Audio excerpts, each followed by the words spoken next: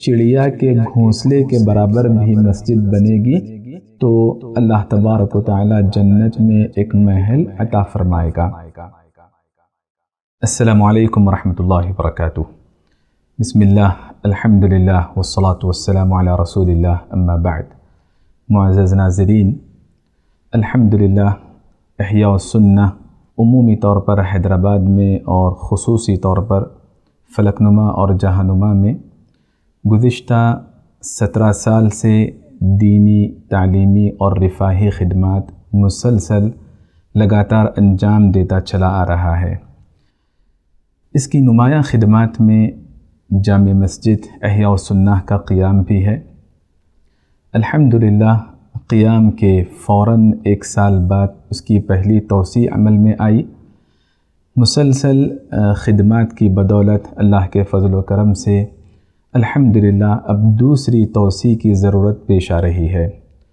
مختلف موقعوں پر، جیسے جمعے کی مناسبت ہے، عیدین کا موقع ہے، تراویح کی مناسبت ہے، خواتین کے لیے گراؤنڈ فلور ناکافی ہو رہا ہے، اور مرد حضرات کے لیے جو بزرگ ہیں ان کے لیے پہلی منزل پر جا کر عبادت ادا کرنا تکلیف دہ ثابت ہو رہا ہے۔ ان جیسے مسائل اور مستقبل کے بہت سارے عزائم کے پیش نظر انتظامی کمیٹی اور ذمہ داران نے طے کیا کہ جامع مسجد احیاء السنہ کی دوسری توسیع کی جائے، اور اللہ کے فضل و کرم سے مسجد سے متصل گھر کا سودا شروع ہو چکا۔ بطور بیعانہ 2 لاکھ روپے ادا کیے جا چکے ہیں۔ مزید 63 لاکھ روپے بہت جلد اندرون 4 ماہ ادا کرنے ہیں۔ اس کے علاوہ تعمیراتی اخراجات تقریباً 30 لاکھ پر مشتمل ہے۔ اس اعتبار سے انتظامی کمیٹی کو زمین کی خریدی اور تعمیرات کے لیے کم و بیش 1 کروڑ روپے کی ضرورت ہے۔ معزز ناظرین، اللہ کا شکر ہے کہ بہت سارے ایسے احباب ہیں جو مکمل نئی تعمیر کے لیے آمادہ ہو جاتے ہیں، لیکن جب کبھی مساجد تنگ دامنی کی شکایت کرتی ہیں یا وہاں پر وسائل کی کمی رہتی ہے تو زمین کی خریدی کے معاملے میں اور توسیع کے معاملے میں افراد آگے نہیں بڑھتے ہیں۔ جس طرح مکمل تعمیر کرنے پر جنت میں عالی شان محل کی بشارت ہے، حدیث کی روح سے پتہ چلتا ہے، جامع الترمذی میں حسن درجے کی روایت کے مطابق اگر توسیع کی جائے گی تو اس صورت میں بھی جنت میں عالی شان محل کی بشارت ہے۔ قدیم زمانے میں اہل علم نے یہ بات بتائی کہ مساجد کی توسیع کرنا افضل ہے اس کی بنسبت کہ قریب فاصلے پر چھوٹی چھوٹی مسجدیں تعمیر کی جائیں۔ چھوٹی چھوٹی مسجدیں قریب فاصلے پر تعمیر کرنے کو اہل علم نے بدعت بتایا ہے، تو لہٰذا توسیع کرنا سلف صالحین کے یہاں محبوب عمل رہا۔ امام ابن تیمیہ رحمۃ اللہ علیہ فرماتے ہیں کہ قدیم مسجد میں عبادت کرنا بہت بہتر ہے، کیونکہ مسجد جس قدر قدیم ہوگی اس قدر اس میں عبادت زیادہ ہوئی ہوگی، اور کثرت عبادت کثرت فضیلت کا تقاضا کرتی ہے۔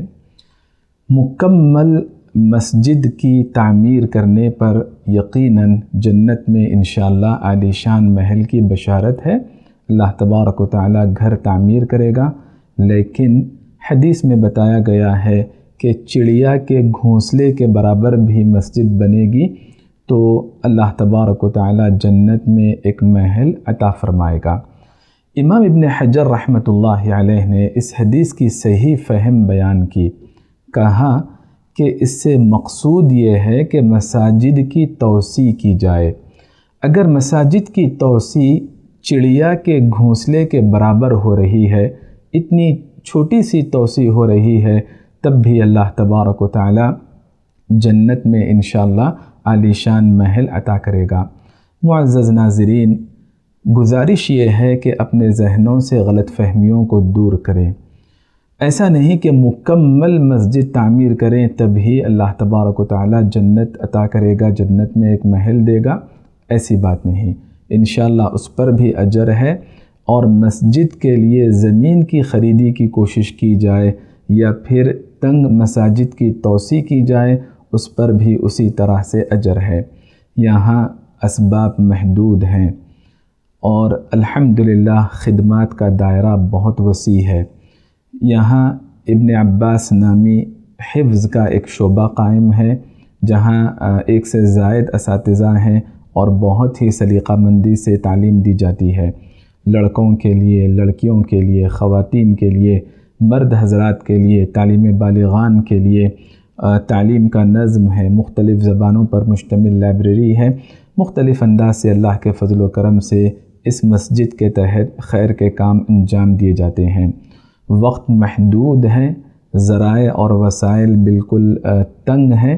اللہ تبارک و تعالیٰ کے فضل سے امید ہے اور ساتھ ساتھ آپ تمام سے درد مندانہ اور مخلصانہ گزارش ہے کہ اللہ کے اس گھر کی توسیع میں حتی الامکان خود بھی نمایاں کردار ادا کریں، قابل لحاظ تعاون فرمائیں، اور آپ سے دوسری گزارش بھی یہ ہے کہ آپ جن افراد تک یہ پیغام پہنچا سکتے ہیں سبب بنیں خیر کے کام کا، اور دوبارہ اللہ تبارک و تعالیٰ کی جنت اور جنت میں ایک محل کے مستحق بنے۔ اگر کوئی مقامی طور پر رقم تحویل کرنا چاہتا ہے تو ان کے لیے نمبر ہے۔ جزاکم اللہ خیراً، بارک اللہ فیکم، والسلام علیکم ورحمۃ اللہ وبرکاتہ۔